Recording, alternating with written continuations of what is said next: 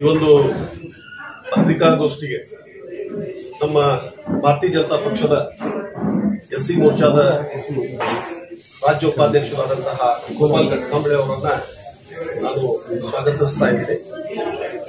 ಮತ್ತು ಅದೇ ರೀತಿ ಎಲ್ಲ ಮಾಧ್ಯಮ ಮಿತ್ರರನ್ನು ಕೂಡ ಈ ಪತ್ರಿಕಾಗೋಷ್ಠಿಗೆ ಸ್ವಾಗತಿಸಿ,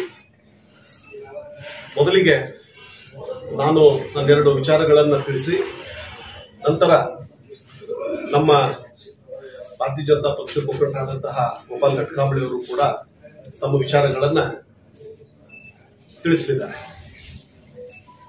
ಈಗಾಗಲೇ ತಮಗೂ ಗೊತ್ತಿದೆ, ಇವತ್ತು ಕಾಂಗ್ರೆಸ್ ಸರ್ಕಾರ ವಕ್ಫ್ ಮುಖಾಂತರ ಅನೇಕ ಈ ಒಂದು ರೈತರ ಜಮೀನುಗಳನ್ನ, ಮಠಮಾನ್ಯಗಳನ್ನ, ಮಠದ ಜಾಗಗಳನ್ನ ಕಿತ್ತುಕೊಳ್ಳಿಕ್ಕೆ ಈ ವಕ್ಫ್ ಮೂಲಕ ಒಂದು ಪ್ರಯತ್ನವನ್ನ ಮಾಡ್ತಾ ಇದೆ. ಇದನ್ನ ಈಗಾಗಲೇ ಸನ್ಮಾನ್ಯ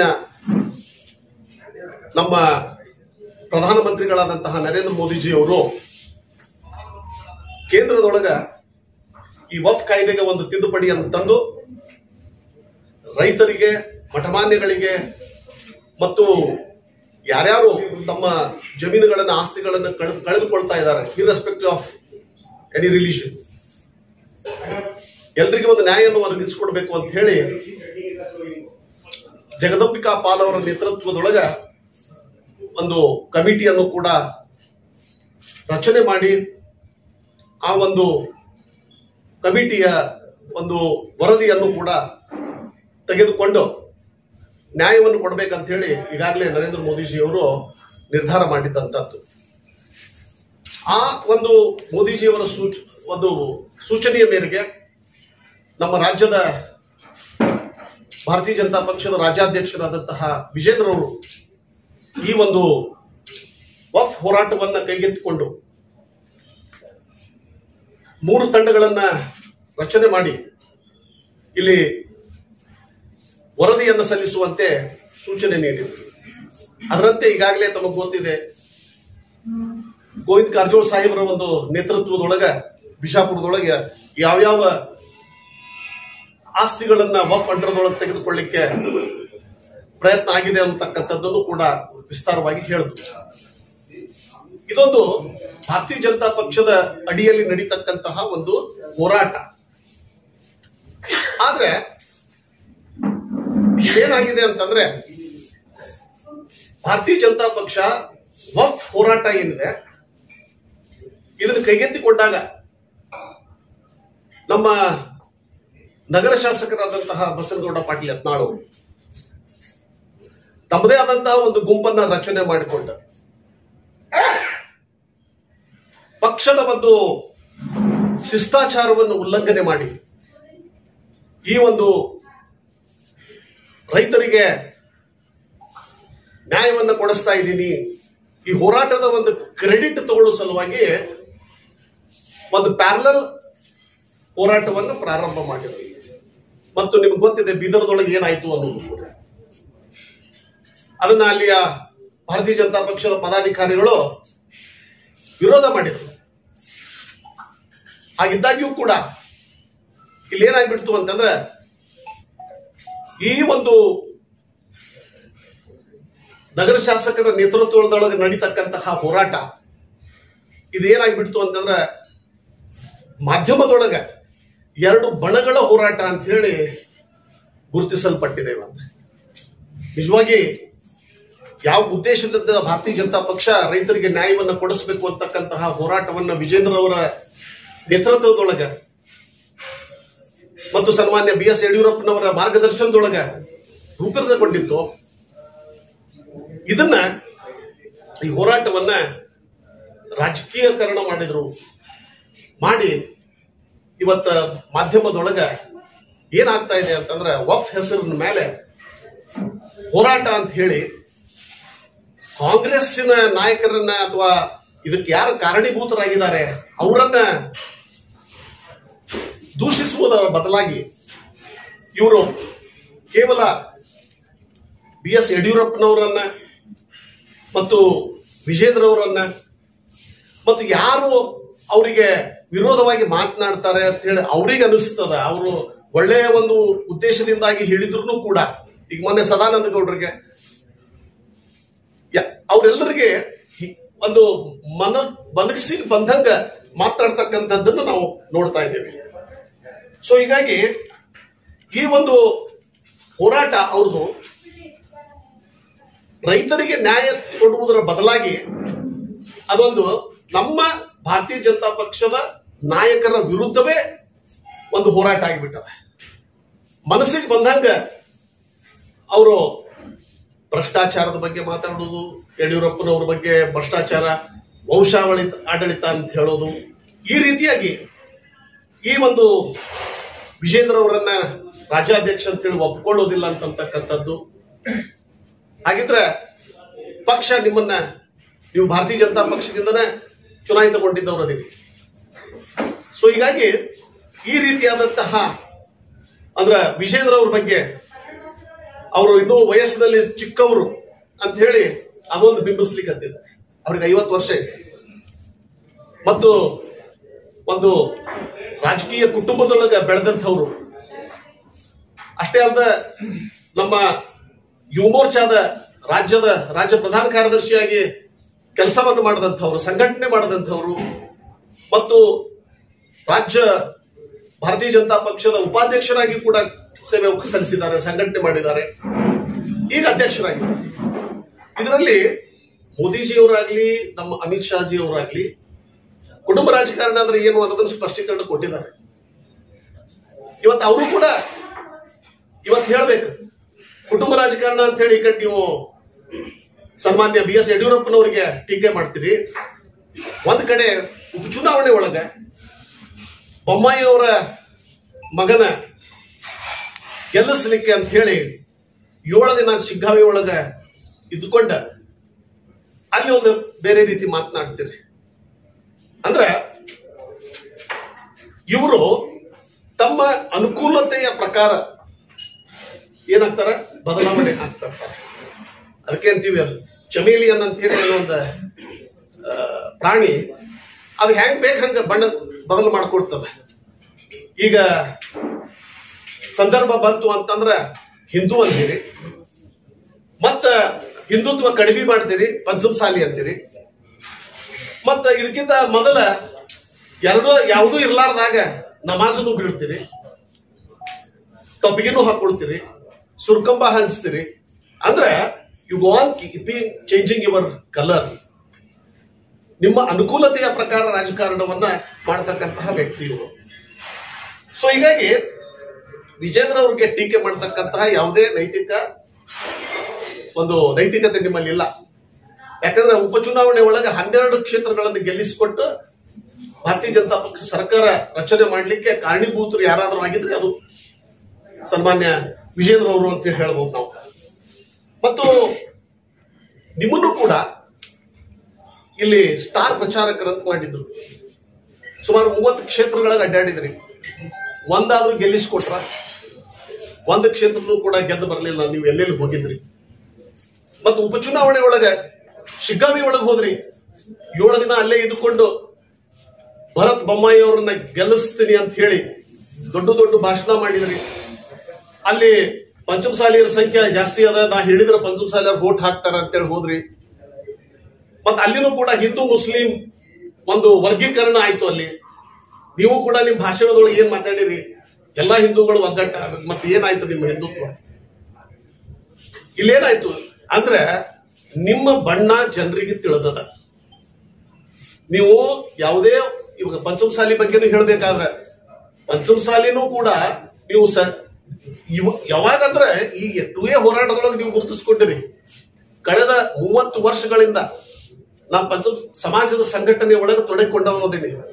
ಬಹಳ ನಾನು ಎದೆ ತಟ್ಟು ಹೇಳ್ಬೋದು, ಪಂಚಮಸಾಲಿ ಸಂಘಟನೆ ಒಂದು ದೊಡ್ಡ ಪ್ರಮಾಣದೊಳಗೆ ಬೆಳಿಬೇಕಾದ್ರೆ ನಮ್ಮ ಮುರುಗೇಶಣ್ಣ ನಿರಾಣಿಯವರು ಮತ್ತು ಅವರ ಸಹೋದರ ಹನುಮಂತಣ್ಣ ನಿರಾಣಿಯವರು ಎಲ್ಲಾ ರೀತಿ ತನು ಮನ ಧನದಿಂದ ಅವರು ಸಹಾಯವನ್ನು ಮಾಡಿದ್ರಿಂದಲೇ ಇವತ್ತು ಸಮಾಜ ಇಷ್ಟೊಂದು ಸಂಘಟಿತವಾಗಿ ಬೆಳೆದು ನಿಂತಿದೆ.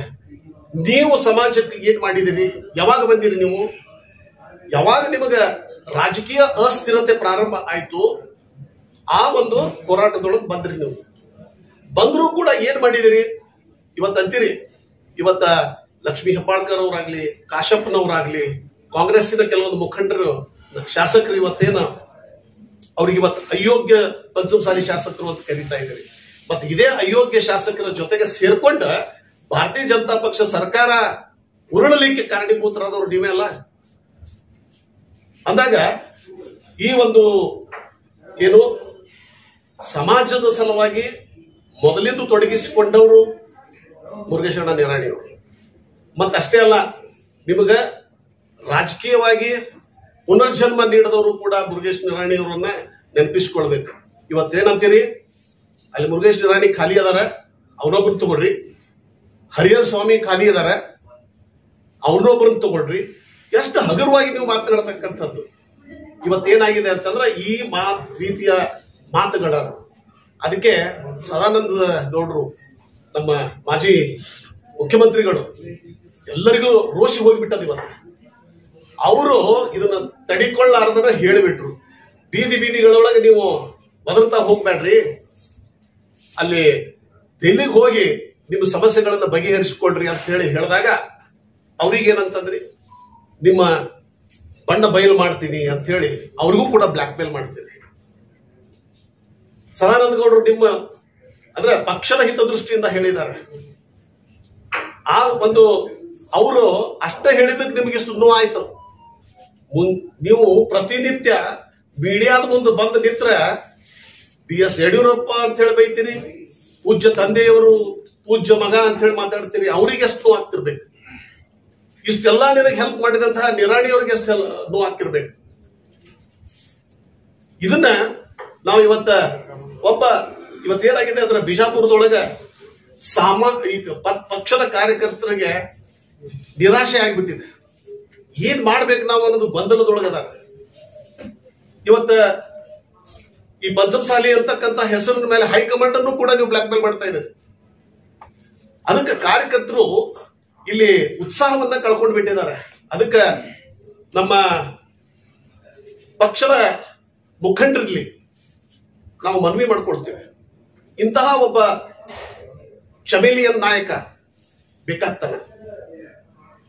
ದಯವಿಟ್ಟು ಇದ್ರ ಮೇಲೆ ಒಂದು ಶಿಸ್ತು ಕ್ರಮವನ್ನ ಕೈಗೊಳ್ಳಬೇಕು. ಮತ್ತು ಇವರೊಬ್ಬ ಒಂದು ರೀತಿ ಒಂದು ಕಾಂಗ್ರೆಸ್ ಏಜೆಂಟ್ ಆಗಿ ಕೆಲಸ ಮಾಡ್ತಾ ಇದ್ದಾರೆ. ಇವತ್ತು 2023 ಚುನಾವಣೆಯೊಳಗೆ ನಾವು ಸೋಲ್ಬೇಕಾದ್ರೆ ಇವರು ಹರಕ ಬಾಯಿ ಯಾವ ರೀತಿಯಾಗಿ ನಮ್ಮ ನಾಯಕರನ್ನೇ ತೆಗಳ್ತಾ ಹೋದ, ಅದೇ ಒಂದು ನಮ್ಮ ಸೋಲಿಗೆ ಕಾರಣವಾಗಿದೆ. ಇಂಥವ್ರ ವಿರುದ್ಧ ಶಿಸ್ತು ಕ್ರಮವನ್ನ ತೆಗೆದುಕೊಳ್ಬೇಕು. ನಮ್ಮ ಭಾರತೀಯ ಜನತಾ ಪಕ್ಷದ ಒಂದು ಕಾರ್ಯಕರ್ತರ ಭಾವನೆಗಳನ್ನ ಅರ್ಥವನ್ನು ಮಾಡಿಕೊಂಡು ಪಕ್ಷ ಸಂಘಟನೆ ಮತ್ತೊಮ್ಮೆ ಚುರುಕುಗೊಳಿಸಬೇಕು ಅಂತ ಹೇಳಿ ನಾವು ಈ ಒಂದು ಪತ್ರಿಕಾಗೋಷ್ಠಿ ಮೂಲಕ ನಮ್ಮ ಹಿರಿಯರಲ್ಲಿ ನಾನು ಕೇಳಿಕೊಳ್ತಾ ಇದ್ದೇನೆ.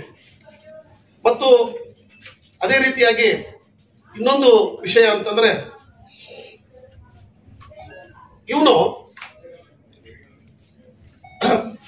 ಭಾಷಣ ಮಾಡಬೇಕಾದ್ರೆ ಮುಸ್ಲಿಮರನ್ನು ಬೈಯುವುದನ್ನು ಬಿಟ್ರೆ, BSYರನ್ನು ಬೈದು ಬಿಟ್ರೆ ಭಾಷಣದೊಳಗೆ ಏನೂ ಇರುವುದೇ ಇಲ್ಲ.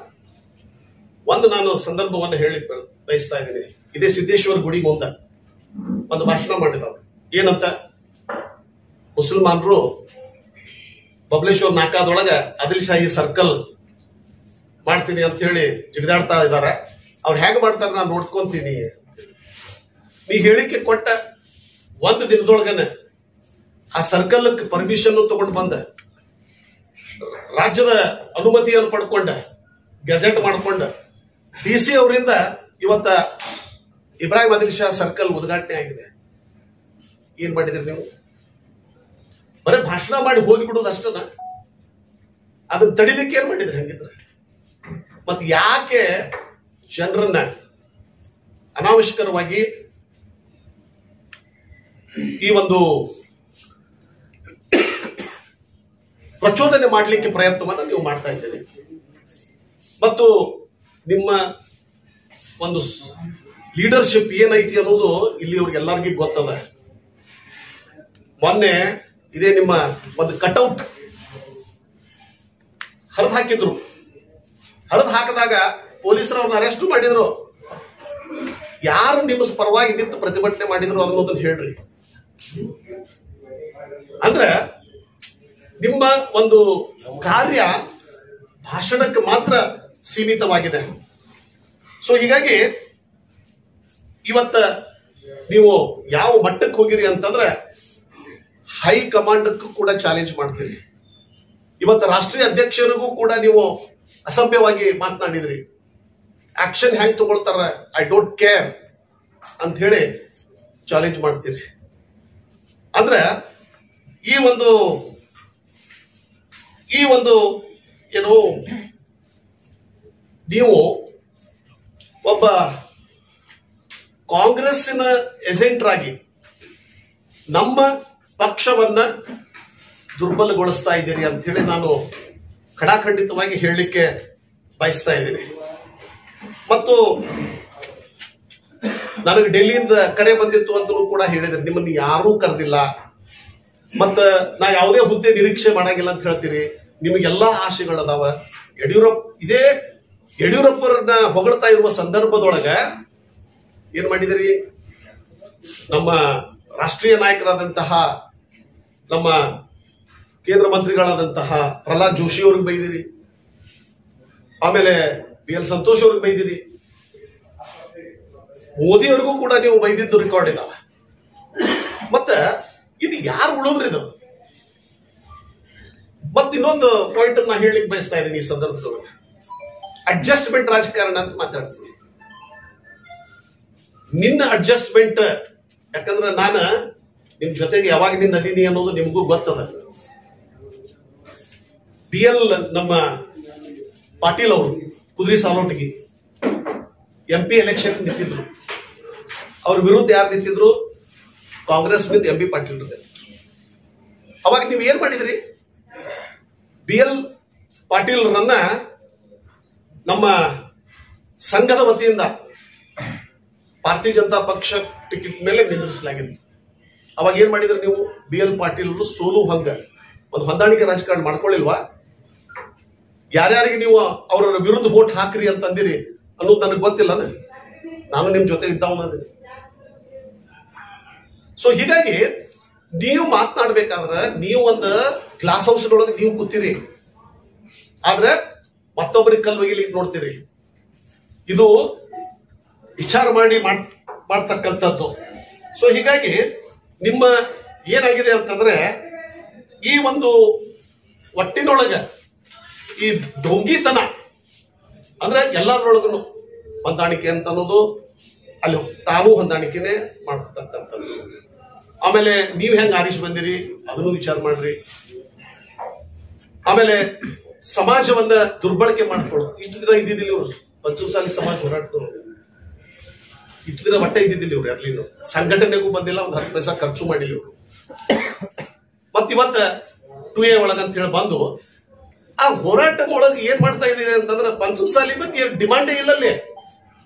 ಎಲ್ಲಾರ ಬಗ್ಗೆನೂ ಅಂತ ಹೇಳ್ಕೊತ ಯಾರು ಹೋರಾಟ ಮಾಡ್ಲಾರ್ದವ್ರು ಕೂಡ 2D 2C ಒಳಗೆ ಬಂದ್ಬಿಟ್ರು. ನಾವ್ ಇಟ್ಟೆಲ್ಲಾ ಮಾಡಿ 2A ತಗೊಳಕ್ ಆಗೋಲ್ದ, ನಿನ್ನಿಂದನ ಆಗೋಲ್ದ ನಮಗ.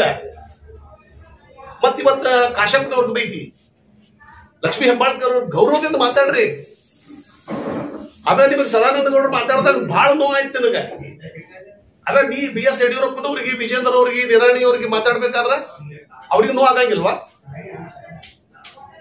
ಅಂದ್ರ ಈ ಒಂದು ಅಂದ್ರೆ ತನಗೊಂದು ಮತ್ತೊಬ್ಬರಿಗೆ ಒಂದು ನ್ಯಾಯ. ಹೀಗೆ ಈ ಒಂದು ನಗರ ಶಾಸಕರಾದಂತಹ ನಮ್ಮ ಇವರು ಇವತ್ತೇನು ಈ ಹೋರಾಟವನ್ನು ಮಾಡ್ತಾ ಇದ್ದಾರೆ. ಒಬ್ಬ ಸಾಮಾನ್ಯ ಪಕ್ಷದ ಕಾರ್ಯಕರ್ತನಾಗಿ ಆ ನೋವನ್ನ ನಾವೆಲ್ಲರೂ ಅನುಭವಿಸಿದೀವಿ. ಅದಕ್ಕೆ ಆ ಕಾರ್ಯಕರ್ತರ ಪರವಾಗಿ ನಾನು ಇವ್ರೇನು ಒಂದು ವಕ್ಫ್ ಹೋರಾಟವನ್ನು ಮಾಡ್ತಾ ಇದ್ದಾರೆ, ಇದನ್ನು ನಾವು ವಿರೋಧಿಸ್ತೀವಿ. ಒಂದು ವೇಳೆ ಬಿಜಾಪುರದೊಳಗೆ ನೀವೇನಾದ್ರೂ ಪ್ರವೇಶ ಮಾಡಿದ್ರಿ ಅಂತಂದ್ರೆ ಪಕ್ಷದ ಬ್ಯಾನರ್ದೊಳಗೆ ಬರ್ರಿ, ನಮ್ದೇನು ಅಭ್ಯಂತರ ಇಲ್ಲ. ವಿಜೇಂದ್ರ ಅವರನ್ನ ರಾಜ್ಯಾಧ್ಯಕ್ಷರದಾರ, ಪಕ್ಷ ಅಂತಂದ್ರೆ ವಿಜೇಂದ್ರನ್ನ ನಾವು ಒಪ್ಕೊಳ್ಳೇಬೇಕಾಗ್ತದೆ. ಅವ್ರ ನೇತೃತ್ವದೊಳಗೆ ಬರ್ರಿ, ನಾವು ಕೂಡ ಬೆಂಬಲ ಕೊಡ್ತೀವಿ. ಒಂದು ವೇಳೆ ಒಂದು ಗುಂಪಾಗಿ ಬಂದ್ರಿ ಅಂತಂದ್ರೆ ಇದನ್ನ ನಾವು ವಿರೋಧಿಸ್ತೀವಿ ಮತ್ತು ಕಾರ್ಯಕರ್ತರ ಒಂದು ಹಿತವನ್ನ ಗಮನದಲ್ಲಿಟ್ಟುಕೊಂಡು ಈ ಒಂದು ವಫ್ ಹೋರಾಟ ಏನಾದರೂ ಇದು ಬಿಜಾಪುರ ಪ್ರವೇಶ ಆಯಿತು ಅಂತಂದ್ರೆ ನಾವು ಅದನ್ನ ಕಾರ್ಯಕರ್ತರು ಸೇರ್ಕೊಂಡು ಹಿತೈಷಿಗಳು, ಭಾರತೀಯ ಜನತಾ ಪಕ್ಷದ ಹಿತೈಷಿಗಳು ಸೇರಿ ಅದನ್ನು ವಿರೋಧಿಸ್ತೀವಿ ಅಂತ ಹೇಳಿ ಈ ಸಂದರ್ಭದಲ್ಲಿ ಹೇಳಿಕ್ ಬಯಸ್ತಾ ಇದ್ದೀನಿ. ನಮ್ಮ ಗೋಪಾಲ್ ಅವರು ಒಂದೆರಡು ಮಾತು ಹೇಳ್ತಾರೆ, ಆಮೇಲೆ ವಿಚಾರಗಳನ್ನು ನಮ್ಮ ಹಿರಿಯ ಭಾರತೀಯ ಜನತಾ ಪಕ್ಷದ ನಾಯಕರಾದಂಥ ಸುರೇಶ್ ಬಿರಾದಾರ್ ಅವರು ಸಾಕಷ್ಟು ಬಸನಗೌಡ ಪಾಟೀಲ್ ಯತ್ನಾಳ್ ಅವರ ಬಗ್ಗೆ ಆಗಲಿ ನಮ್ಮ ಪಕ್ಷದಲ್ಲಿ ಯಾವ ರೀತಿ ಇರಬೇಕು ಅನ್ನೋದು ಸವಿಸ್ತಾರವಾಗಿ ತಮ್ಮ ಗಮನಕ್ಕೆ ತಂದಿದ್ದಾರೆ. ನಾಯನ್ ಜಾಸ್ತಿ ವಿಷಯವನ್ನು ಏನು ಮಾತಾಡಕ್ಕೆ ಹೋಗೋದಿಲ್ಲ. ಯಾಕಂತಂದ್ರೆ ನಾನು ಏನು ಮಾತಾಡ್ಬೇಕಾಗಿತ್ತು ಎಲ್ಲ ವಿಷಯವನ್ನು ಸರ್ ಮಾತಾಡಿದ್ದಾರೆ. ಒಟ್ಟಾಗಿ ನಮ್ಮ ಜಿಲ್ಲೆಯ ಭಾರತೀಯ ಜನತಾ ಪಕ್ಷದ ಪದಾಧಿಕಾರಿಗಳು ಹಾಗೂ ಕಾರ್ಯಕರ್ತರ ಏನು ಮನಸ್ಸಿನಲ್ಲಿದೆಯೋ ಅದನ್ನ ನಾವು ನೇರವಾಗಿ ತಮ್ಮ ಮುಂದೆ ಹೇಳಕ್ಕೆ ಇಷ್ಟಪಡ್ತೇವೆ. ಏನು ಬೀದರ್ದಿಂದ ಚಾಮರಾಜವರೆಗೆ ಪಕ್ಷದ ಬ್ಯಾನರ್ ಆಗಿ ಮತ್ತು ಪಕ್ಷದ ಅಧ್ಯಕ್ಷರ ಆದೇಶದ ಮೇರೆಗೆ ಮಾಡಿದರೆ ನಾವೆಲ್ಲರೂ ಅವರಿಗೆ ಸ್ವಾಗತ ಬಯಸ್ತಿದ್ವಿ, ಅವ್ರ ಜೊತೆ ಕೂಡ ನಾವು ಇರ್ತಿದೀವಿ. ಆದ್ರೆ ಪಕ್ಷದ ವಿರುದ್ಧವಾಗಿ ಏನ್ ರಾಜ್ಯಾಧ್ಯಕ್ಷರ ಒಪ್ಕೊಳ್ಳೋದಿಲ್ಲ ಅಂತ ಹೇಳಿ ಏನ್ ಮಾಡ್ತಾ ಇದ್ದಾರೆ. ಒಟ್ಟಾರೆಯಾಗಿ ಈ ಏನು ಅವರ ಹೋರಾಟಕ್ಕೆ ನಾವು ವಿರೋಧ ಮಾಡ್ತಾ ಇದ್ದೇವೆ. ನಮ್ಮ ಬಿಜಾಪುರದ ಭಾರತೀಯ ಜನತಾ ಪಕ್ಷದ ಕಾರ್ಯಕರ್ತರ ಪರವಾಗಿ ಬಸನಗೌಡರಿಗೆ ನಾವು ಹೇಳೋದಿಕ್ಕೆ, ನಾವು ಏನಾದರೂ ಈ ಹೋರಾಟ ಮಾಡ್ತಾ ಇದ್ರೆ ಸನ್ಮಾನ್ಯ ರಾಜ್ಯಾಧ್ಯಕ್ಷರಾದಂತ ವಿಜೇಂದ್ರ ಅವರ ನೇತೃತ್ವದಲ್ಲಿ ಮಾಡಿದ್ರೆ ಅದು ಬಹಳ ಶೋಭೆ ಆಗ್ತದೆ. ಯಾಕಂತಂದ್ರೆ ಇವತ್ತು ಏನಿದು ವಫ್ ಕಾನೂನು ಏನಿದೆ, ಕೇಂದ್ರ ಸರ್ಕಾರ ನರೇಂದ್ರ ಮೋದಿ ಅವರು ಈ ಅಧಿವೇಶನದಲ್ಲಿ ದೇಶಕ್ಕೆ ಒಂದು ಒಳ್ಳೆಯ ಸಂದೇಶ ಕೊಡಬೇಕನ್ನೋ ಒಂದು ಉದ್ದೇಶದಿಂದ ಈ ಕಾನೂನವನ್ನು ತಿದ್ದುಪಡಿ ಮಾಡೋದಾಗ್ಲಿ ಅಥವಾ ಈ ಕಾನೂನವನ್ನು ಅನುಕೂಲ ಆಗಬೇಕು ಎಲ್ಲರಿಗೆ, ರೈತರಿಗೆ ಹಾಗೂ ಮಠಾಧೀಶರಿಗೆ ಹಾಗೂ ಸಾರ್ವಜನಿಕರಿಗೆ ಏನೇನು ತೊಂದರೆ ಆಗಿದೆ ಅದನ್ನು ಸರಿಪಡಿಸಬೇಕನ್ನೋ ಉದ್ದೇಶದಿಂದ ನಮ್ಮ ದೇಶದ ಪ್ರಧಾನಮಂತ್ರಿಗಳು ಈ ಕಾನೂನವನ್ನು ಒಂದು ಒಳ್ಳೆಯ ಇದು ಮಾಡಬೇಕನ್ನೋ ಉದ್ದೇಶದಿಂದ ಅದನ್ನ ಇವರು ಉಪಯೋಗ ತಗೊಂಡು ಕರ್ನಾಟಕದಲ್ಲಿ ನಾನು ಹೀರೋ ಆಗ್ಬೇಕಂತ ಹೊರಟಿದ್ದಾರೆ ಬಸನಗೌಡ ಪಾಟೀಲ್ ಅವರು. ಇವರು ನಮ್ಮ ರಾಜ್ಯಾಧ್ಯಕ್ಷರಾದಂತ ವಿಜೇಂದ್ರ ಅವರು ಒಪ್ಕೊಳ್ಳೋದಿಲ್ಲ. ಪುಣ್ಯಾತ್ಮ ನಿನ್ಗೆ ಯಾರು ಒಪ್ಪುವ ಅಂದಾರಪ್ಪ, ಯಾರು ಒಪ್ಪುವ ಅಂದಾರ? ನಮ್ಮ ರಾಷ್ಟ್ರೀಯ ನಾಯಕರು, ರಾಜ್ಯ ನಾಯಕರು ಎಲ್ಲಾರು ಕೂಡ ವಿಜೇಂದ್ರ ಅವರೇ ಅಧ್ಯಕ್ಷ ಮಾಡ್ಯಾರ. ನೀವು ಒಪ್ಕೊಳ್ಳೋದು ಅವಶ್ಯಕತೆ ಇಲ್ಲ. ನಿನ್ನೆ ನಾಯಕರಂತೇಳಿ ಯಾರು ಒಪ್ಪುವಂದಾರ? ಬಸನಗೌಡ್ರೆ, ನಿಮ್ಗೆ ನಾಯಕರಂತೇಳಿ ಯಾರು ಒಪ್ಪುವಂದಾರ? ನೀವು ನಾಯಕರಂತೇಳಿ ಏನಾದರೂ ನಮ್ಮ ಪಕ್ಷಕ್ಕೆ ಗೊತ್ತಿದ್ರೆ, ನಮ್ಮ ರಾಷ್ಟ್ರೀಯ ನಾಯಕರಿಗೆ, ರಾಜ್ಯ ನಾಯಕರಿಗೆ ಗೊತ್ತಿದ್ರೆ ನೀವು ಹಿಂದೆ ಬಿ ಎಸ್ ಯಡಿಯೂರಪ್ಪರ ಸರ್ಕಾರದಾಗ ಒಂದು ಯಾವ್ದಾದ್ರು ಸಣ್ಣ ಮಂತ್ರಿ ಆದರೂ ಆಗ್ತಿದ್ರಿ. ಅಥವಾ ಮೊನ್ನೆ ಇದ್ರ ನಮ್ಮ ಸರ್ಕಾರ ಹೋದಲಕ್ಕೆ ಕಾರಣ ನೀವೇ ಬೂತು. ಯಾಕಪ್ಪ ಅಂತಂದ್ರೆ ಬಾಯಿ ಬಂದಂಗ ನಮ್ಮ ಪಕ್ಷದ ಮುಖಂಡರಿಗೆ ವಿರೋಧವಾಗಿ ವಿಧಾನಸೌಧ ಒಳಗೂ ಮಾತಾಡಿದ್ರಿ, ಹೊರಗೂ ಮಾತಾಡಿದ್ರಿ, ಎಲ್ಲ ಮಾತಾಡಿದ್ರಿ. ಜನ ಏನಪ್ಪಾ ಇದು ಅವ್ರವ್ರೊಳಗೆ ಸಜ್ಜಿಲ್ಲ ಅಂತೇಳಿ ನಮ್ಗೆ ಅಧಿಕಾರ ಕೊಡ್ಲಿಲ್ಲ. ಇನ್ನು ಮುಂದಾದರೂ ಅಧಿಕಾರ ನಾವು ಹಿಡಿಬೇಕನ್ನೋ ಒಂದು ಸಾಕಷ್ಟು ಒಂದು ಒಳ್ಳೆಯ ಹೋರಾಟಗಳನ್ನು ಮಾಡ್ಕೊತಾ ಬಂದಂತ ವಿಜೇಂದ್ರ ಅವರಿಗೆ ಹಿನ್ನಡೆ ಮಾಡುವಂತ ಕೆಲಸವನ್ನ ನೀವು, ಪಕ್ಷ ಹಾಳು ಮಾಡುವಂತ ಕೆಲಸವನ್ನ ನೀವು ಮಾಡ್ತಾ ಇದ್ದೀರಿ. ದಯವಿಟ್ಟು ಆ ರೀತಿ ಆಗಬಾರ್ದು ಅನ್ನೋ ಉದ್ದೇಶದಿಂದ ನಾವು ರಾಷ್ಟ್ರೀಯ ಅಧ್ಯಕ್ಷರು ಹಾಗೂ ರಾಜ್ಯಾಧ್ಯಕ್ಷರಿಗೂ ಹಾಗೂ ರಾಷ್ಟ್ರೀಯ ನಾಯಕರು, ರಾಜ್ಯ ನಾಯಕರು ಎಲ್ಲರೂ ಸೇರ್ಕೊಂಡು ಒಂದು ಒಳ್ಳೆಯ ನಿರ್ಣಯವನ್ನು ತೆಗೆದುಕೊಳ್ಳಬೇಕು. ಯಾಕಪ್ಪ ಅಂತಂದ್ರೆ ಇಲ್ಲಿ ಕಾರ್ಯಕರ್ತರಿಗೆ ಬಹಳ ನೋವಾಗ್ತಾ ಇದೆ. ಯಾಕಂತಂದ್ರೆ ಸಾಕಷ್ಟು ಪ್ರತಿಯೊಂದು ಏನೇ ಒಂದು ಹೋರಾಟಗಳನ್ನು ಕೊಟ್ಟರೆ ಕಾರ್ಯಕರ್ತರು ಪ್ರಾಮಾಣಿಕತೆಯಿಂದ ಹೋರಾಟಗಳನ್ನು ಮಾಡಿ ಪಕ್ಷ ಬಲಿಷ್ಠ ಮಾಡಲಿಕ್ಕೆ, ಪಕ್ಷ ಸಂಘಟನೆ ಮಾಡಲಿಕ್ಕೆ ಸಾಕಷ್ಟು ಹೋರಾಟಗಳನ್ನು ಮಾಡಿ ಸಂಘಟನೆಯನ್ನು ಮಾಡ್ತಾ ಇದ್ದಾರೆ. ಆದ್ರೆ ಈ ಪುಣ್ಯಾತ್ಮ ಬಸನಗೌಡರು ಪಕ್ಷ ಹಾಳು ಮಾಡುವಂತ ಕೆಲಸವನ್ನು ಸತತವಾಗಿ ಹೋದ ಅವಧಿಯಲ್ಲಿ ಕೂಡ ಮಾಡಿದ್ದಾರೆ, ಈ ಅವಧಿಯಲ್ಲಿ ಕೂಡ ಮಾಡಿದ್ದಾರೆ. ಈಗ ಮುಂಬರುವ ಚುನಾವಣೆಯಲ್ಲೇ ಏನಾದರೂ ನಾವು ಪಕ್ಷ ಸಂಘಟನೆ ಮಾಡಿ ಅಧಿಕಾರವನ್ನು ಹಿಡಿದು ರಾಜ್ಯದ ಜನರಿಗೆ ಒಳ್ಳೆಯ ಆಡಳಿತ ಕೊಡಬೇಕನ್ನೋ ಉದ್ದೇಶ ಇರುವಾಗ ಇದನ್ನು ಕೂಡ ಬಸನಗೌಡ ಪಾಟೀಲ್ ಅವರು ಪಕ್ಷ ಹಾಳು ಮಾಡುವಂತ ಕೆಲಸನೇ ಮಾಡ್ಕೊಂತ ಹೊರಟಿದ್ದಾರೆ. ಇವ್ರು ಮಾಡುವುದನ್ನು ನೋಡಿದ್ರೆ ಇವ್ರು ಕಾಂಗ್ರೆಸ್ ಏಜೆಂಟರಾಗಿ ಏನಾದರೂ ಕಾಂಗ್ರೆಸ್ದವ್ರಿಗೆ ಏನೋ ಬುಕ್ ಆಗಿದ್ದಾರೆ ಏನೋ ಅಂತ ನನಗೆ ಅನಿಸ್ತಾ ಇದೆ. ಯಾಕಪ್ಪ ಅಂತಂದ್ರೆ ಇವ್ರಂತರೂ ಭಾರತೀಯ ಜನತಾ ಪಕ್ಷದಲ್ಲಿ ನನಗೆ ಏನೂ ಆಗೋದಿಲ್ಲ ಅನ್ನೋದು ಅವ್ರಿಗೆ ಮನವರಿಕೆ ಆಗಿದೆ. ಇವ್ರು ಏನೂ ಆಗೋದಿಲ್ಲ, ಇವ್ರ ನಾಯಕ ಅಂತೇಳಿ ಯಾರು ಒಪ್ಕೊಂಡಿಲ್ಲ, ನಾವು ಒಪ್ಕೊಳ್ಳೋದಿಲ್ಲ, ನಮ್ಮ ನಾಯಕರು ಒಪ್ಕೊಳ್ಳೋದಿಲ್ಲ, ಕೇಂದ್ರ ನಾಯಕರು ಒಪ್ಕೊಳ್ಳೋದಿಲ್ಲ. ಹೀಗಿರುವಾಗ ಸುಮ್ಮನೆ ಕಾಂಗ್ರೆಸ್ದವ್ರ ಜೋಡಿ ಏಜೆಂಟ್ಗೆ ಮಾಡ್ಕೊಂಡು ಏನಾದರೂ ವ್ಯವಸ್ಥೆ ಮಾಡ್ಕೊಂಡು ಇರ್ಬೇಕಂತೇಳಿ ಬಸನಗೌಡರು ತಿಳ್ಕೊಂಡು ಹೊರಟಿದ್ದಾರೆ. ಅದಕ್ಕಾಗಿ ನಾವು ಸನ್ಮಾನ್ಯ ಎಲ್ಲರಿಗೆ ನಮ್ಮ ವರಿಷ್ಠರಿಗೆ ಮನವಿ ಮಾಡ್ಕೋತೀವಿ, ಈ ಪುಣ್ಯಾತ್ಮನಿಗೆ ನಾವು ಕ್ರಮ ಕೈಗೊಂಡು ಪಕ್ಷದಿಂದ ಹೊರಗೆ ಹಾಕಿ ಹೊರಗೆ ದಬ್ಬಿದ್ರೇನೆ ನಮ್ಮ ಪಕ್ಷ ಏನಾದರೂ ಬಲಿಷ್ಠವಾಗಿ ಮುಂಬರುವ ಚುನಾವಣೆಯಲ್ಲಿ ನಾವು ಸರ್ಕಾರ ರಚನೆ ಮಾಡಲಿಕ್ಕೆ ಅವಕಾಶ ಸಿಗ್ತದೆ. ದಯಮಾಡಿ ಮೊದಲಾದ್ರೂ ನಾವು ವಿಜೇಂದ್ರ ಅವರಿಗೆ ಸಾಕಷ್ಟು, ಯಡಿಯೂರಪ್ಪ ಅವರಿಗೆ ಕೈಕಾಲ ಬಿದ್ದು ಹೇಳಿದ್ವಿ, ಈ ಪುಣ್ಯಾತ್ಮನ ತಗೋಬೇಡ್ರಿ, ಇವನಿಂದ ಪಕ್ಷಕ್ಕೆ ಏನು ಉಪಯೋಗ ಇಲ್ಲ ಅಂತ ಸಾಕಷ್ಟು ಹೇಳಿದ್ವಿ. ಆದ್ರೂ ಕೇಳಿಲ್ಲ, ಪಕ್ಷ ಒಳಗೆ ತಗೊಂಡ್ರು. ಇವತ್ತು 2 ಸಲ ನಾವು ಈಗಾಗಲೇ 1 ಸಲ ನಾವು ಅಧಿಕಾರವನ್ನು ಕಳ್ಕೊಂಡಿದ್ದೀವಿ ರಾಜ್ಯದಲ್ಲಿ. ಇನ್ನು ಮುಂದೆ ಆದ್ರೆ ಕಳ್ಕೋಬಾರ್ದನ್ನೋ ಉದ್ದೇಶದಿಂದ ದಯಮಾಡಿ ಎಲ್ಲ ವರಿಷ್ಠರಿಗೆ ನಾವು ಮನವಿ ಮಾಡ್ಕೊತೀನಿ, ಆದಷ್ಟು ಬೇಗ, ಇನ್ನೂ ಸಮಯ ಸಾಕಷ್ಟಿದೆ, ನಮ್ಮ ಹೋರಾಟಗಳು ಸಾಕಷ್ಟು ರಾಜ್ಯದ ಜನತೆ ನಮಗೆ ಬೆಂಬಲ ಕೊಡ್ತಾ ಇದೆ, ಹೋರಾಟಗಳು ಯಶಸ್ವಿ ಆಗ್ತಾ ಇದೆ. ಇಂಥ ಸಂದರ್ಭದಲ್ಲಿ ಆದಷ್ಟು ಬೇಗ ನಿರ್ಣಯ ತಗೊಂಡು ಬಸನಗೌಡ ಪಾಟೀಲ್ ಯತ್ನಾಳ್ ಅವರಿಗೆ ಪಕ್ಷದಿಂದ ಹೊರಗೆ ಹಾಕ್ರಿ. ಈ ಪುಣ್ಯಾತ್ಮದಿಂದ ಏನೂ ಉಪಯೋಗ ಇಲ್ಲ, ಪಕ್ಷದಿಂದ ಏನು ಕೊಡುಗೆ ಐತಿ? ನಾನ್ ಕೇಳ್ತೀನಿ ಬಸನಗೌಡರೇ, ಪಕ್ಷಕ್ಕೆ ನಿಮ್ಮಿಂದ ಕೊಡುಗೆ ಏನು? ಪಕ್ಷದಿಂದ ನೀವು ಸಾಕಷ್ಟು ಈ ಲೆವೆಲ್ಗೆ ಬೆಳೆದಿರಿ, ಕೇಂದ್ರ ಮಂತ್ರಿ ಆದ್ರಿ. ಅವಾಗ ನಿಮ್ ವಯಸ್ಸು ಎಟ್ಟಿತ್ರಿ? ಅವಾಗ ನಿಮ್ ವಯಸ್ಸು ಎಟ್ಟಿತ್ತು ಬಸನಗೌಡ್ರೆ? ವಿಜೇಂದ್ರ ಸಣ್ಣವ್ರ ಅಂತ ಹೇಳ್ತೀರಿ. ಅವಾಗ ನಿಮ್ ಕೇಂದ್ರ ಮಂತ್ರಿ ಮಾಡುವಾಗ ಸಂಕೇಶ್ವರ ಅವರು ಸೀನಿಯರ್ ಇದ್ರು, ಅವ್ರಿಗೆ ಮಾಡ್ತೇವಂದ್ರೆ ಮಾಡ್ಲಿ ಅಮ್ಮ ಯುವಕ ಅದನ್ನ ಕೊಟ್ಟು ಬಿಡ್ರಿ ಅಂತ ಹೇಳ್ತಾರೆ. ಆದ್ರೆ ನಿಮ್ಗೆ ನಾಲೆಜ್ ಇತ್ತು ಅವಾಗ. ಅದೇ MP ಆಗಿದ್ರೆ, ಫಸ್ಟ್ MP. ಅವಾಗೇನ್ ನೀವು ಬಹಳ ಬುದ್ಧಿವಂತರು, ಬಹಳ ವಯಸ್ಸಾದವ್ರು ಇದ್ರಿ. ವಿಜೇಂದ್ರ ಅವರು ರಾಷ್ಟ್ರೀಯ ನಾಯಕರು ಒಪ್ಕೊಂಡಿದ್ದಾರೆ, ರಾಜ್ಯ ನಾಯಕರು ಒಪ್ಕೊಂಡಿದ್ದಾರೆ, ಎಲ್ಲಾ ರಾಜ್ಯದ ಪದಾಧಿಕಾರಿಗಳು ಕಾರ್ಯಕರ್ತರು ಒಪ್ಕೊಂಡಿದ್ದಾರೆ.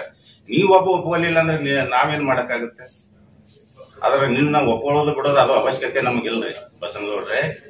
ನೀವು ಯಡಿಯೂರಪ್ಪ ಅವ್ರಿಗೆ ಸೈಕಲ್ ಮ್ಯಾಗ ಅಡ್ಡಾಡಿ ಸಂಘಟನೆ ಮಾಡ್ಯಾರ, ಇಡೀ ರಾಜ್ಯದ ಜನತೆಗೆ ಗೊತ್ತೈತಿ, ಎಲ್ಲರಿಗೂ ಗೊತ್ತೈತಿ. ನಾವು ಸೈಕಲ್ ಮ್ಯಾಗ ಅಡ್ಡಾಡಿರೋದಕ್ಕೆ ನಿನ್ನೆ ಮೊನ್ನೆ ಪತ್ರಿಕೆ ಒಳಗೆ ಹೇಳ್ತೀವಿ. ನೀವು ಯಾವಾಗ್ರಿ 92-93ಕ್ಕಿಂತ ಹಿಂದ ನೀವೇನ್ ಮಾಡ್ತಿದ್ರಿ? ಟ್ರಕ್ ಕ್ಲೀನರ್ ಆಗಿ ಹೋಗ್ತಿದ್ರಿ ನಿಮ್ಮ ಸ್ವಂತ ಉಪಜೀವನಕ್ಕಾಗಿ. 92-93 ಹಿಂದ ಟ್ರಕ್ ಕ್ಲೀನರ್ ಆಗಿ ಹೋಗ್ತಿದ್ರಿ ಬಸನಗೌಡ್ರೆ. ಅದು ಎಲ್ಲಾ ಇಡೀ ಜಿಲ್ಲೆ ಜನತೆಗೆ ಗೊತ್ತಿದೆ. ಅದರ ನಂತರ ನೀವು 92-93 ಜಿಲ್ಲಾ ಅಧ್ಯಕ್ಷರಾದ್ರಿ. ಅವಾಗ ಯಾರೋ ಏನೋ ಅವಾಗ ಗಚ್ಚಿನಮಠ ಅವ್ರು, ಚಂದ್ರಶೇಖರ್ ಗಚ್ಚಿನಮಠ ಅವ್ರು MLA ಇದ್ರು. ಅವ್ರು ಆ ಕಡೆ ಬಾಗಲಕೋಟೆಗೆ ಹೋದಾಗ ಏನೋ ನಿಮ್ಮ ಪುಣ್ಯ ಎಲ್ಲಾರು ಹಿರಿಯರು ಕೂಡಿ ಇರ್ಲಿ, ಒಳ್ಳೆ ಮದಾನ, ಯುವಕದಾನ, ಟಿಕೆಟ್ ಕೊಡ್ರಿ ಅಂತ ಹೇಳಿದ್ರು. ಎಲ್ಲಾರು ಆಶೀರ್ವಾದ ಮಾಡಿದ್ರು. ಅವ್ರ ಪುಣ್ಯದಿಂದ ಆರಿಸಿ ಬಂದ್ರಿ. ನೀವೇನೇನು ದೊಡ್ಡ ಹೋರಾಟಗಾರರಲ್ಲ. ಭಾರತೀಯ ಜನತಾ ಪಕ್ಷಕ್ಕೆ ನೀವೇನು ಕೊಡುಗೆ ಇಲ್ಲ. ನಿಮ್ದು ಭಾರತೀಯ ಜನತಾ ಪಕ್ಷದ ನಿಮಗೂ ಕೊಡುಗೆ ಐತಿ, ನಿಮ್ಮಿಂದ ಭಾರತೀಯ ಜನತಾ ಪಕ್ಷಕ್ಕೆ ಏನು ಕೊಡುಗೆ ಇಲ್ಲ. ಅದಕ್ಕೆ ದಯಮಾಡಿ ಕೆಲವರು ಹಿಂದೂ ಹುಲಿ ಅಂತಾರೆ, ಇದು ಹಿಂದೂ ಹುಲಿ ಅಲ್ಲಿ ಇದು ನಮಗೆ ಅಸಹ್ಯ ಆಗ್ತೈತಿ. ದೇಶದಲ್ಲಿ ಸಾಕಷ್ಟು ಹಿಂದೂ ಹುಲಿಗಳು ಅದಾವ, ಅವಕ್ಕೆ ಅಪಮಾನ ಮಾಡ್ದಂಗ ಆಗ್ತೈತಿ. ಭಗತ್ ಸಿಂಗ್ ಅವರು, ವೀರ್ ಸಾವರ್ಕರ್ ಅವರು, ಮಹಾನ್ ವ್ಯಕ್ತಿಗಳು ಸಾಕಷ್ಟು ಹಿಂದೂ ಹುಲಿಗಳು ಅದಾವ. ಇದು ಹಿಂದೂ ಹುಲಿ ಅಲ್ಲಿ ಇದು. ಟೈಮ್ ಬಂದಾಗ ಟೋಪಿ ಹಾಕೊಂಡು ಸುರ್ಕುಂಬಾನು ಹಚ್ಚತೈತಿ, ಈದ್ಗಾ ಮೈದಾನ ಒಳಗು ನಮಾಜ್ ಮಾಡ್ತೈತಿ. ಇದು ಈದ್ಗಾ ಹುಲಿ ಅಂತ ನಾವು ಅನ್ಬೇಕಾಗ್ತೈತಿ. ಈದ್ಗಾ ಹುಲಿ ಇದು, ಈದ್ಗಾ ಮೈದಾನ ಹುಲಿ ಇದು. ಇದೇನು ಹಿಂದೂ ಹುಲಿ ಅಲ್ಲ. ಅಥವಾ ಸರ್ಕಸ್ ಹುಲಿ ಅಂದ್ರೆ ಅಡ್ಡಿಲ್ಲ, ಅಟ್ಟೆ ಸರ್ಕಸ್ ಪಿಂದ ತೆಗೆದು ಅಲ್ಲೇ ಹಿಂಗ್ ಚಾಟಿ ಬೀಸಿ ಇದು ಮಾಡ್ತಾರಲ್ಲ, ಆ ಹುಲಿ ಇದು. ನಿಜವಾದ ಹುಲಿ ಇದ್ರೆ ಯಾವತ್ತು ಬೊಗಳೋದಿಲ್ಲ, ಅದು ಮೌನವಾಗಿ ಬೇಟೆ ಆಡ್ತೈತಿ. ಅದೇ ದಯವಿಟ್ಟು ಹಾದಿ ಬೀದಿ ಒಳಗೆ ಬಗಳಲಾಕ್ ಹೋಗ್ಬೇಡ್ರಿ. ಈಗ ದಯವಿಟ್ಟು ತಮ್ಮ ಇದನ್ನ ತಿದ್ಕೊಳ್ರಿ. ಮುಂದೆ ನೀವು ಏನೋ ಆಗ್ಬೇಕಂತೀರಲ್ಲ, ಅದು ಏನೋ ಆಗಕ್ ಸಾಧ್ಯ ಇಲ್ಲ. ಒಳ್ಳೆ ನಾಯಕತ್ವವನ್ನು ಬೆಳೆಸ್ಕೊಳ್ರಿ. ನಮ್ಮ ಜಿಲ್ಲೆಗೆ ನಿಮ್ಮದ ಕೊಡುಗೆ ಏನ್ರಿ ಬಸನಗೌಡ್ರೆ? ನೀವು ಕೇಂದ್ರ ಮಂತ್ರಿ ಆದ್ರಿ, ಮೊದಲು ಹಿಂದಕ್ಕ MLA ಇದ್ರಿ, ಈಗ ಎರಡನೇ ಬಾರಿ 3ನೇ ಬಾರಿ MLA ಆಗಿದ್ರಿ. ಜಿಲ್ಲೆಗೆ ಏನು ಕೊಡುಗೆ ನಿಮ್ದು? ಏನು ಹೋರಾಟಗಳನ್ನು ಮಾಡ್ಕೊಂಡು ಬಂದಿರಿ? ನೀವು ಏನು ಯಶಸ್ವಿ ಆಗಿರಿ ರಾಜಕಾರಣದಾಗ? ಜಿಲ್ಲೆಗೆ ಏನು ಕೊಡುಗೆ ಕೊಟ್ಟಿರಿ? ಯಡಿಯೂರಪ್ಪ ಅವರು ಮುಖ್ಯಮಂತ್ರಿ ಆದ ಈ ಜಿಲ್ಲೆಗೆ ನೀರಾವರಿಯ ಕೆರೆ ತುಂಬ ಯೋಜನೆಗಳನ್ನು ಮಾಡಿದ್ರು. ಅದ ನಂತರ ಈಶ್ವರಪ್ಪ ಅವರು ನೀರಾವರಿ ಮಂತ್ರಿಗಳಾದಾಗ ಅವರು ಕೂಡ ಬಿಜಾಪುರಕ್ಕೆ ಒಂದು ಒಳ್ಳೆಯ ನೀರಾವರಿಯ ಅನುಕೂಲ ಮಾಡಿಕೊಟ್ರು. ಅದ ನಂತರ ಮತ್ತೆ ಯಾರ್ಯಾರು ಮಾಡಿದಾರ ತಮ್ಗೆಲ್ಲ ಗೊತ್ತಿದೆ. ಇವತ್ತು ಆ ರೀತಿ ಯಾವ್ದಾದ್ರು ನೀವು ಒಂದಾದ್ರೂ ಏನಾದ್ರೂ ಜಿಲ್ಲೆಗೆ ಕೊಡುಗೆ ಕೊಟ್ಟಿದ್ದೀರಾ ಬಸನಗೌಡ್ರೆ? ಬರೀ ಮುಸಲ್ರಿಗೆ ಬೈದ್ರೆ ಹೀರೋ ಆಗೋದು. ಹೌದ್ರಿ, ನೀವು ರಾಜ್ಯ ನಾಯಕರಂತ ಹೇಳ್ಕೊತೀರಿ, ಜಿಲ್ಲೆಯೊಳಗೆ ಇನ್ನೊಂದು ಸೀಟ್ ಆರಿಸಿ ತರ್ಲಾಕ ನಿಮ್ಗೆ ಯೋಗ್ಯತೆ ಇಲ್ಲ. ನೀವೇ ಆರಿಸಿರ್ಬೇಕಾದ್ರೆ ರಗಡ್ ಎಲ್ಲಾರು ಕೈಕಾಲು ಬಿದ್ದು, ಅಲ್ಪಸಂಖ್ಯಾತರ ಲೀಡರ್ಸ್ಗಳು ಕೈಕಾಲು ಬಿದ್ದು ಎಪ್ಪಣ್ಣ ಅಂದು ಹೋಗಿ ಏನೇನ ಮಾಡಿ ಆರಿಸಿ ಬಂದಿರಿ. ಎಲ್ಲಾ ಕೂಡ 5,000 ಸಾವಿರ ಓಟ್ ಒಳಗೆ. ನೀವು ನಿಮ್ಮ ನಾಯಕತ್ವದ ಇದು ಇತ್ತಂದ್ರೆ ರಾಜ್ಯ ನಾಯಕರ ಅನ್ಲಕ್ಕಲ್ಲ, ಜಿಲ್ಲಾದ ನಾಯಕರ ಬೇಕಾದ್ರೆ ನಿಮ್ ಜೋಡಿ ಯಾರಿಗಾರ ಒಬ್ರು MLA ಆರಿಸಿ ತರಬಹುದಿತ್ತಲ್ಲ. ನೀವೇ ಮತ್ತೊಂದು ಕ್ಷೇತ್ರದಾಗ ಹೋಗಿ ನಿಂತರ ಆರಿಸಿ ಬರೋದಿಲ್ಲ. ಇಲ್ಲೇ ಜಿಲ್ಲಾದಾಗ ನಿಮ್ನ ಹೆಂಗ ನಾಯಕರ ಅಂತ ಹೋಗ್ಕೊಳ್ಳೋದು ನಾವು ರಾಜ್ಯ ನಾಯಕರು ಅಂತೇಳಿ ಬಸನಗೌಡ್ರೆ? ಅದಕ್ಕೆ ದಯಮಾಡಿ ನಿಮ್ ನಾಯಕತ್ವ ಎಲ್ಲ ನಮ್ಮ ಪಕ್ಷದ ಕಾರ್ಯಕರ್ತರಿಗೆ ಗೊತ್ತೈತಿ, ನಮ್ಮ ನಾಯಕರಿಗೆ ಗೊತ್ತೈತಿ. ನಿಮ್ಮಂದ ಏನು ಕಲಿಬೇಕಾಗಿಲ್ಲ, ನಿಮ್ಮಂದ ಅವಶ್ಯಕತೆನೂ ನಮ್ಮ ಪಕ್ಷಕ್ಕಿಲ್ಲ. ಅದಕ್ಕೆ ದಯಮಾಡಿ ನಮ್ಮ ರಾಷ್ಟ್ರೀಯ ನಾಯಕರಿಗೆ, ರಾಜ್ಯ ನಾಯಕರಿಗೆ ಒಂದ್ ಮಾತು ಮನವಿ ಮಾಡ್ಕೊತೇನೆ. ಆದಷ್ಟು ಬೇಗ ಈ ಪುಣ್ಯಾತ್ಮನಿಗೆ ಕ್ರಮ ಕೈಗೊಂಡು ಹೊರಗೆ ಹಾಕಿದ್ರೆ ನಮ್ಮ ಪಕ್ಷ ಉಳಿತದ. ಮುಂದಿನ ಚುನಾವಣೆಯಲ್ಲಿ ನಾವು 150 ಸೀಟುಗಳನ್ನು ಗೆದ್ದು ಸರ್ಕಾರ ಮಾಡ್ತೀವಿ. ಇವನ ಅವಶ್ಯಕತೆ ಪಕ್ಷಕ್ಕೆ ಇಲ್ಲ ಅಂತ ಹೇಳಿ ಇವತ್ತು ತಮ್ಮ ಮುಖಾಂತರ ನಾನು ಎಲ್ಲ ನಾಯಕರಿಗೆ ಮನವಿ ಮಾಡ್ಕೊತಾ ಇದ್ದೇನೆ.